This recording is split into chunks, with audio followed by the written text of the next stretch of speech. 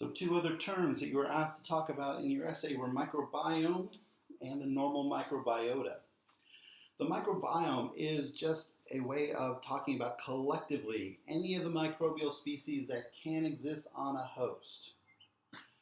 This is in contrast to the normal microbiota, which is going to be talking about the specific microbes, both the types, i.e. the species, and the quantity of each that are typically found on a specific host. So you have a microbiome on you. Your normal microbiota are those specific species and the amounts of them that we find on you. So microbiome is a general term. Normal microbiota is typically talking about a specific individual. So learning objective 2 says discuss how shifts in the normal microbiota levels or location may promote disease. So to discuss this, we're going to look to figure 10.1.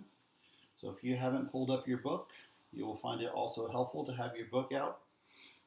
So what this is basically describing is when we have sometimes a shift in the normal microbiota, this can lead to opportunistic pathogens or parasites having the opportunity to exploit that situation. And it's not just limited to people who are in dishealth. It can also be something as simple as an earache. For instance, staphylococcus is in your ear. Typically, it is in balance in your ear. However, if you go swimming and clog up that eustachian tube, that allows a lot of mucus to accumulate in your ear, in your eustachian tube. The staphylococcus says, hey, I've got a ton of food.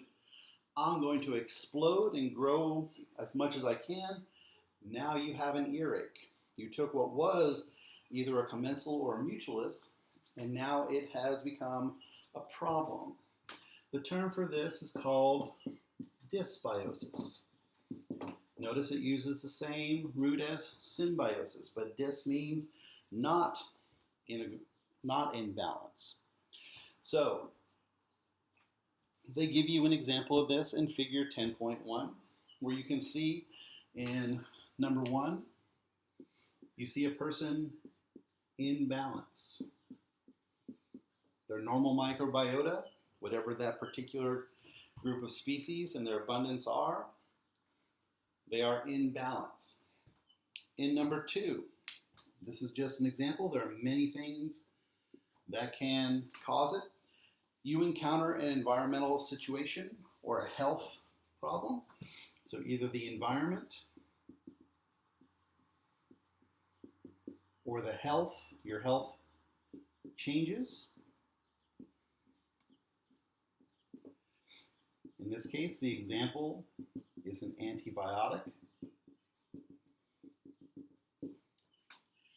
And what happens is you change your normal microbiota.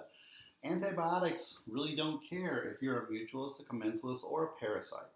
It's an antibiotic. It's going to kill a lot of things. That means it can also kill good things that are keeping the bad things in check. This is what will release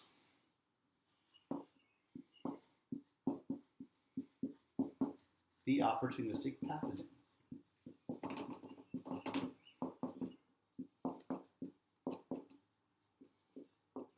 And lead to dysbiosis. And then lastly, once you are in dysbiosis, this is when you are not in balance. And they show a picture of someone on a seesaw. And you can see that the normal microbiota is outweighing the rest. So ironically, in this particular example, the antibiotic, which was probably given in order to help someone, could also cause them to go back into dyshealth for a whole different reason.